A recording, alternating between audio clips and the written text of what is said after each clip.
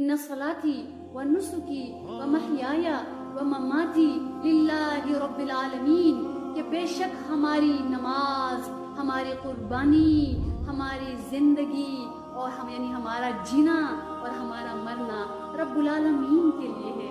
رضیت باللہ ربم و بالاسلام دینا و بمحمد نبیا۔ تو رمضان کریم اور روزے دار پوری دنیا کو یہ بتاتا ہے کہ مومن کی زندگی میں تمام افعال، اعمال، احوال، اس کے سارے اقوال، اس کا سارا کردار اور سیرت کا جو سینٹر پوائنٹ ہے، جو مرکزی نقطہ ہے، وہ اللہ کا حکم ہے۔ وہ جیتا ہے اللہ کے حکم پر، وہ مرتا ہے اللہ کے حکم پر۔ زندگی اور موت کے درمیان کھانا پینا ہے اللہ کے امر کی بنیاد پر۔